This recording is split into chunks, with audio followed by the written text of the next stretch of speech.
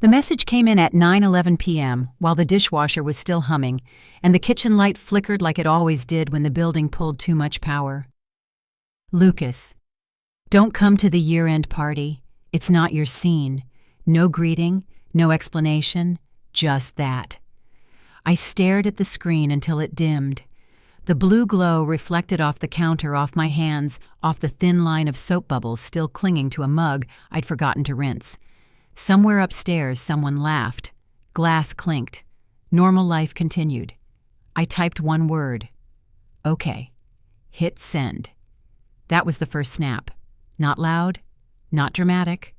More like the sound of a thread finally giving up after being pulled for years. If you've ever had family treat you like you don't matter, like you're optional, disposable, easy to cut, hit like. Subscribe. Stay with me. This isn't a story about yelling or revenge. This is about what happens when someone stops asking for a seat at the table and builds their own room instead. The dishwasher clicked off. Silence rushed in. My name is Evan Brooks. I'm the older one. People never guess that. Lucas has always felt older, louder, broader, more certain of his place in the world. Growing up, it was understood without ever being said Lucas was the point. I was the margin. The year-end party was a family tradition. Not holidays, not birthdays. This one, a private venue, invite only, friends of friends, people my father liked to call connections, people who shook hands too long and asked what you did not, who you were. Every year my father rehearsed it like a campaign launch. What wine, what band, what names were coming. He'd say it with his back turned, straightening his tie in the hallway mirror, already practicing the smile. Every year, Lucas was front and center. I was around. At 10, I was told to stay upstairs because I asked too many questions. At 13, I was told to help park cars. At 16, I was told, just keep your head down tonight. I learned early that silence was safer. The night Lucas sent that text, I hadn't even planned on going. That's the part that still stings. I was already out, already busy, already invisible, and somehow they still felt the need to push me farther away. I set my phone face down and finished drying the mug. My hands shook just enough to notice. 10 minutes later, another buzz. Dad, Lucas says you're upset. Don't make this into something it's not. Gaslighting always came wrapped in calm. I didn't reply. 5 minutes after that, my mother called. I let it ring twice, 3 times. On the 4th, I answered. Evan, she said, already tired. Why are you doing this tonight, doing what I asked? She sighed like I'd tracked mud into a clean house. Lucas says you're taking his message the wrong way. What's the right way? I said. A pause. Long enough for me to hear the faint clatter of dishes on her end. Someone was loading glasses. Probably the good ones. Well, she said carefully, you know how these events are. That sentence had been used on me my entire life. You know how these events are. You know how your father is. You know how your brother feels under pressure. I swallowed. So I shouldn't come. Another pause. Shorter this time. I think it's better if you sit this one out, she said. Just this once. Just this once had lasted 28 years. I wasn't planning on coming, I said. She exhaled in relief. Not sadness. Relief. Good, she said. Then there's no problem. That was the second snap, not anger. Something colder, like a door closing somewhere deep and locking itself. I hung up without saying goodbye. I sat on the edge of my couch and stared at the wall. The paint had a hairline crack running diagonally from the window frame, something I'd noticed months ago and never fixed. It looked bigger that night, like it was spreading. Lucas posted an hour later. A story. Black tie, champagne flute raised. Caption, big night. I didn't watch it twice. Once was enough. Growing up, Lucas had been the kind of kid teachers remembered. Coaches shook his hand. Neighbors asked about his future. He walked into rooms like he'd already been approved. I learned to fold myself smaller. When Lucas spoke, my father leaned in. When I spoke, my father corrected my tone. When Lucas failed, it was bad luck. When I succeeded, it was nice. But what's next? At 15, I built my first website on a borrowed laptop. My father asked why I wasn't outside more. At 18, I got into college on partial scholarship. My mother forgot the date of graduation. At 22, I moved out quietly. 2 boxes, no send-off. Lucas never moved out. Why would he? The house bent around him. The night of the text, I didn't cry. That surprised me. I'd imagined anger, maybe humiliation. Instead, there was clarity. Sharp, bright, uncomfortable. I realized something sitting there in the half-dark, listening to my neighbor's TV through the wall. They weren't excluding me because I didn't belong. They were excluding me because my absence was easier than acknowledging what I'd become without them. I checked my phone one last time before bed. A message from my mother sent after midnight. "I wish you wouldn't take things so personally. You've always been sensitive." That was it. That was the line. Not "I'm sorry," not "we hurt you," just a soft surgical dismissal. Sensitive. I placed the phone on the table and turned it face down again. The screen went black. My reflection stared back at me for half a second before disappearing. I lay in bed fully dressed, staring at the ceiling fan as it clicked unevenly with each rotation. Some families raise you. Some families test how long you'll keep reaching back. That night I stopped reaching, and somewhere between the hum of the fan and the quiet of my apartment, I understood something for the first time. They hadn't uninvited me from a party. They'd handed me an exit. I didn't disappear after that night. I just became harder to see. My apartment was a 1-bedroom wedged above a closed bakery on the edge of the city, the kind of place where the hallway lights buzzed and the front door needed a shoulder check to open. The windows rattled when buses passed. Heat came late, sometimes not at all. I liked it that way.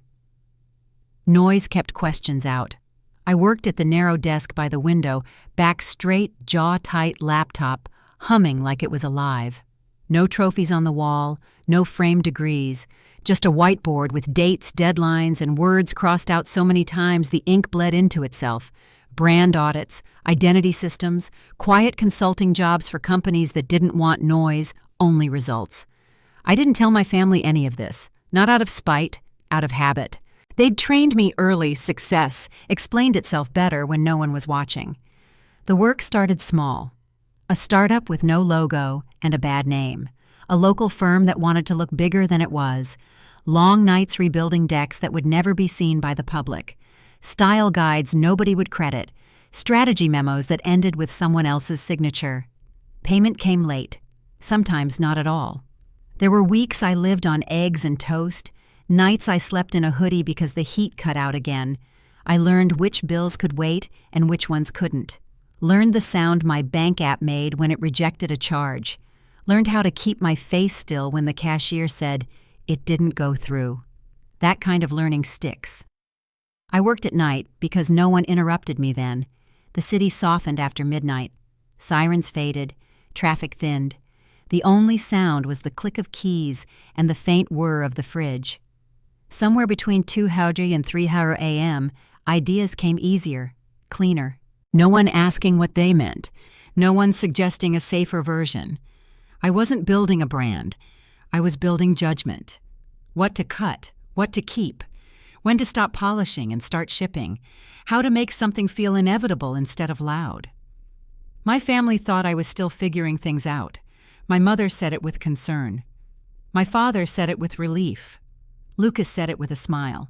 Still freelancing, he asked once at a holiday dinner I hadn't planned to attend. That's tough. No security.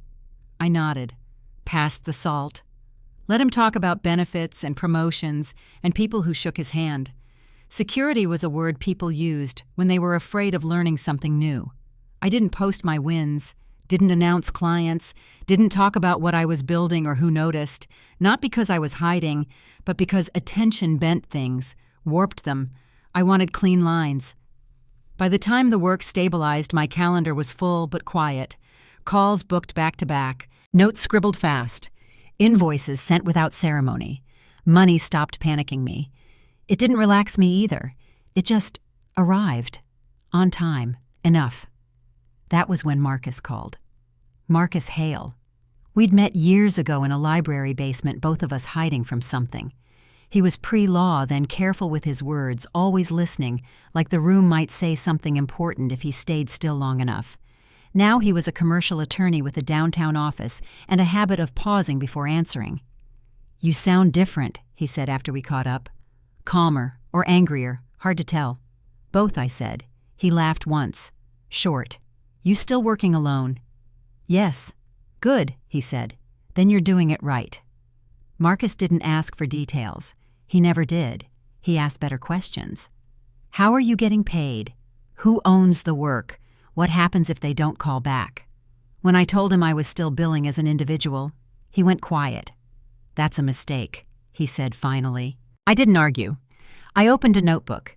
We met after hours at a bar that smelled like lemon cleaner and old wood. No music, just clinking glasses and the low murmur of people who didn't want to be recognized. Marcus spread documents across the table like he was dealing cards. "Skill gets you money," he said. "Structure keeps it." He talked about entities, separation, risk, the way families got strange when numbers crossed certain thresholds. He didn't ask about mine. He didn't need to. "You don't owe anyone visibility," he said, "especially not people who confuse access with entitlement." That line stayed with me. After that, I worked differently. Same hours, same desk, but sharper, more deliberate. I stopped saying yes to everything, started choosing projects that forced me to stretch instead of scramble. I turned down work that felt flattering but hollow, took on assignments that required silence and patience. My world shrank and got stronger.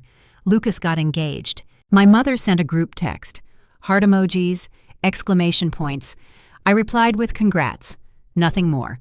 At night, I rebuilt a failing company's identity from scratch, tore it down to its bones, asked questions no one wanted to answer, made decisions they'd been avoiding for years. The work held. They didn't thank me publicly. They renewed the contract quietly, doubled the scope. I bought a better chair, fixed the heater, replaced the cracked mug. Small upgrades, intentional ones. Marcus checked in once a month, sometimes less, never more. "You still invisible?" he asked once. "Mostly," I said. "Good," he replied. That's when leverage forms. My father never asked about my job again. My mother stopped offering advice. Lucas stopped pretending to care. They assumed my silence meant stagnation. They were wrong. By the time winter came, I was no longer reacting to work. I was anticipating it, seeing patterns before clients named them, building systems instead of deliverables. I didn't feel successful. I felt capable. There's a difference. Success wants witnesses. Capability doesn't. Late one night, as snow brushed the window like static, I finished a proposal and closed my laptop. The room was quiet, clean, everything in its place. I stood there for a moment, hands resting on the desk, feeling the weight of the day settle without crushing me. No applause, no messages, no family updates. Just the steady understanding that I was no longer waiting for permission. That kind of power doesn't announce itself. It accumulates, silently. The payment came in on a Tuesday morning, quiet enough to be mistaken for nothing. No fireworks, no call. Just a line added to a balance I'd stopped checking obsessively months ago. I noticed it only because my coffee went cold while I was staring at the screen. The project had been brutal. Months of pressure disguised as flexibility, late revisions, last-minute pivots, entire directions scrapped with a single sentence. "Let's try something else." I'd rebuilt their identity 3 times before it stuck. Not prettier, truer, something they could actually stand behind without flinching. When it finally launched, there was no announcement, no applause, just results. And now the money was there. I didn't tell anyone, not Marcus, not friends. Definitely not family. Money, I'd learned, didn't need witnesses. It needed containment. That afternoon, I closed my laptop earlier than usual and walked. No destination, just movement. The city was in one of those in-between moods, gray sky, clean sidewalks, people moving fast without looking at each other. I passed a co-working space with glass walls and loud confidence, past cafes full of people selling versions of themselves, past places designed to be seen. None of it fit. I didn't want something impressive. I wanted something mine. The idea came later, the way good ideas usually do, uninvited and inconvenient. I was standing at a crosswalk when a delivery van idled beside me, engine humming, interior stripped down and functional. No logos, no windows in the back, just space. The light changed. I crossed. The thought followed. A week later, I called Marcus. "I'm thinking about buying something," I said. He didn't ask what. "As you?" he asked. "No." "Good," he said. "Then we do it clean." We met in his office after hours. The building was mostly dark, the city visible through tall windows like a grid of quiet signals. Marcus rolled his chair back, laced his fingers, and listened while I talked. "Not about money, about use. I need a place that moves," I said. "Somewhere I can work without being reachable. Somewhere that doesn't belong to anyone else's expectations." Marcus nodded. "Mobile assets are tricky," he said, "but they're powerful, especially if they don't look powerful." We set up the company first. Not flashy, no clever spelling, just something neutral enough to disappear in plain sight. Papers filed, ownership clear, no overlap, no loose ends. When I signed the last document, Marcus slid it back to me. "This isn't about protection," he said. "It's about separation." That word again. Separation. The purchase happened fast after that. No negotiation theater, no stories, just a clean transfer and a key handed over without ceremony. It was a converted cargo van, matte exterior, reinforced suspension, nothing that screamed luxury. The inside, though, that was where intention lived. Custom desk bolted to the frame, storage built flush into the walls, power system independent, satellite connection mounted clean, invisible, unless you knew where to look. A workspace that could disappear overnight. I stood inside it the first time with the doors closed. Lights low, the city muted into a distant hum. It smelled like new wiring and fresh wood. It felt like control. The name came last. I didn't plan it. It surfaced while I was filling out the registration, hovering over the blank line like it was daring me. When I was young, my family used to call me Static. I talked too softly, thought too long, never landed a joke right. My father said I drained the energy out of rooms. Static, he'd say, half smiling. Always in the way, always interfering. Lucas loved it, used it whenever friends were around. Careful, he'd say. Static might short-circuit the conversation. I hated that name, hated how it made me smaller. I typed it in without correcting the spelling. Static. The clerk didn't blink, just stamped the form and slid it back.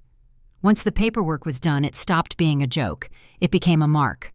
I didn't tell my family about the company, or the van, or the name. I didn't post photos or hint at upgrades. I moved my work into it quietly, one night at a time. Some days I parked near the river. Some days under bridges, where the echo swallowed everything. I worked with the doors shut, headphones on, insulated from the noise I used to absorb without choice. Inside, that space-time behaved differently. Meetings were sharper, decisions came faster. I wasn't interrupted by neighbors or delivery buzzers or the sound of other people's lives bleeding through walls. I wasn't hiding. I was choosing where to exist. Marcus came by once to look it over. Walked the perimeter, tapped the desk, tested the connection. "You know what this is," he said. "A vehicle," I said. He smiled slightly. "A boundary." The first real test came sooner than expected. My mother called one afternoon while I was parked on the edge of town finishing a proposal. I let it ring twice before answering. "Evan," she said, cautious, "your father heard you've been busy." I waited. "He says you've been hard to reach," she added. "I've been working," I said. "Well," she said, tightening her voice, "it would be nice to know what you're doing. You've always been so private, static." I looked around the van, the clean lines, the hum of the system, the quiet obedience of something built for function, not approval.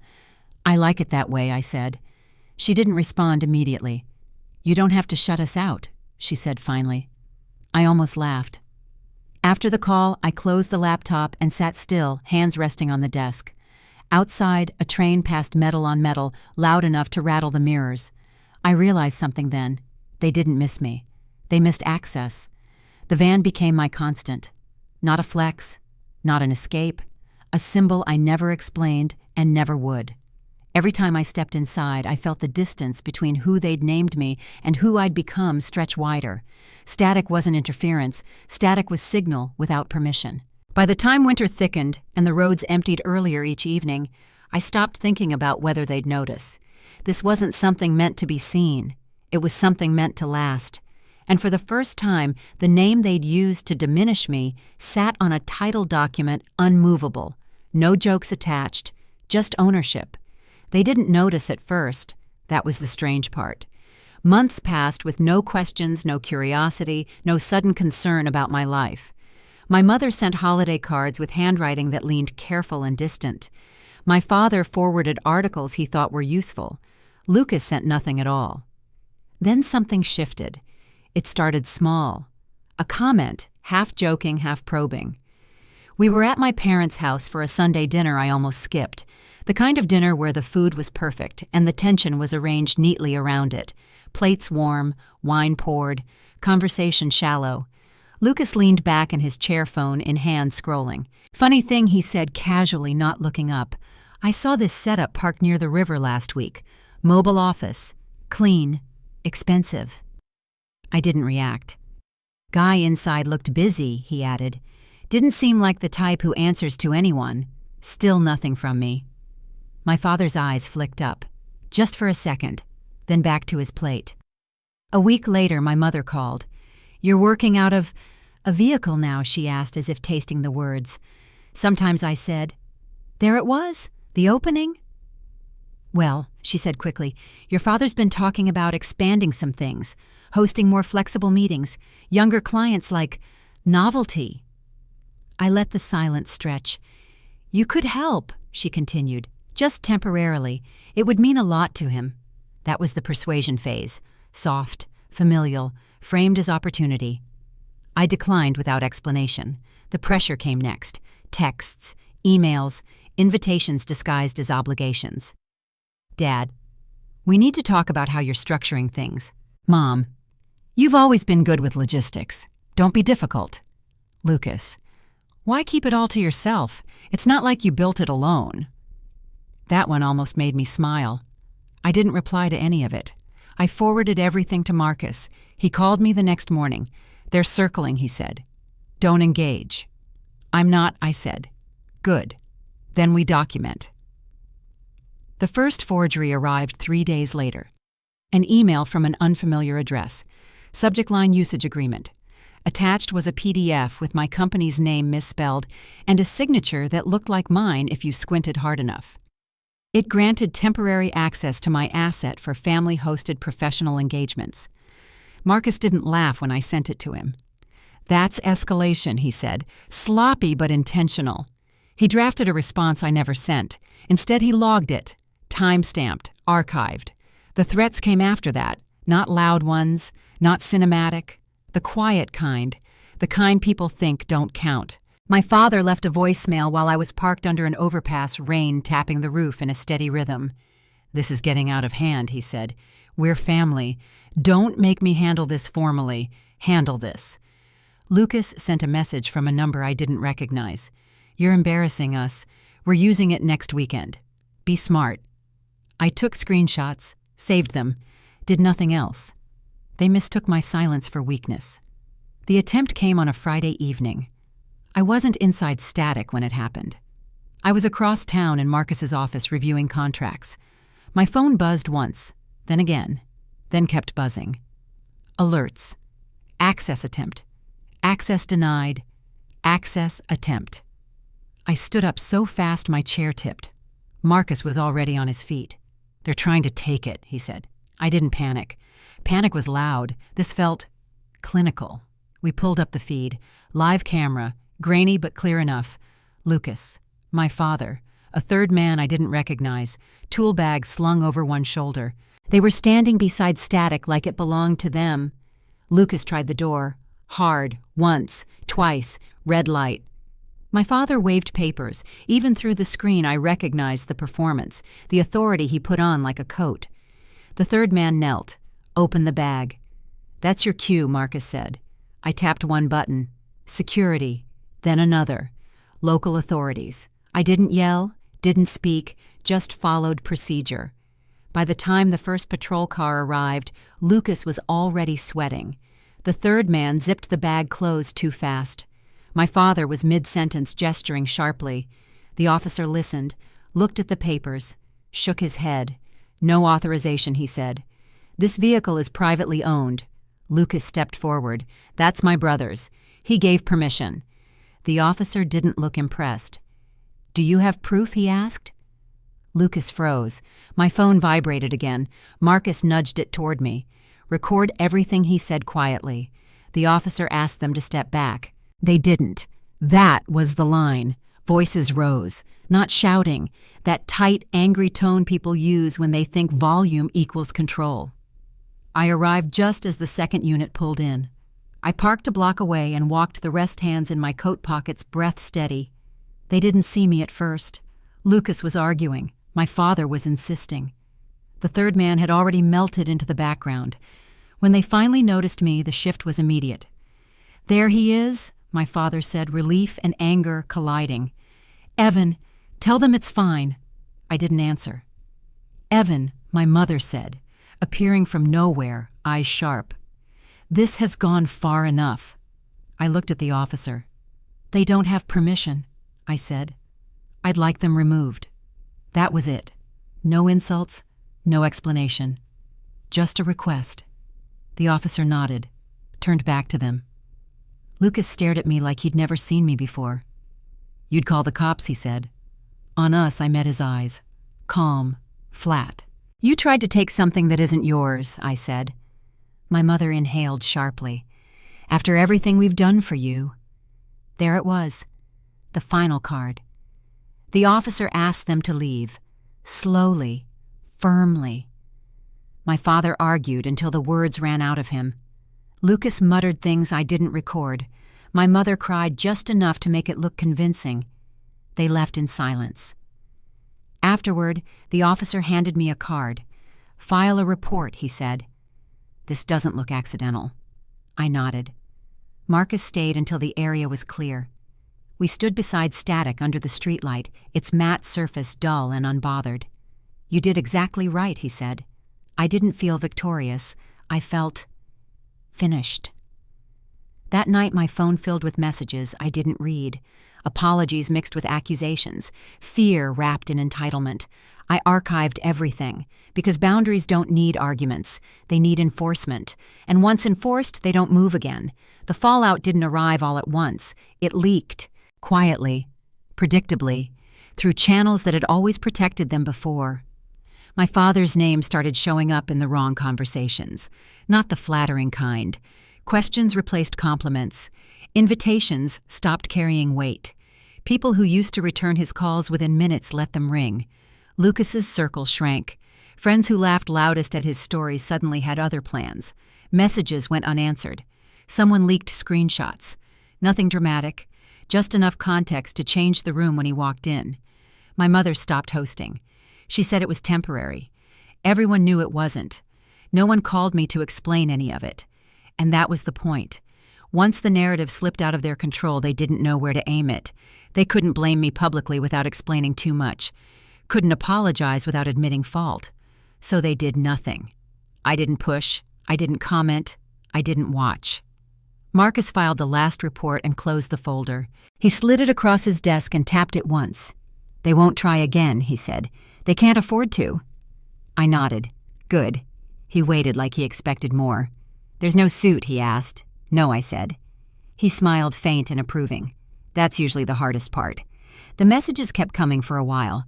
My mother first. Long emails, half apologies, half memories rewritten to sound kinder than they were.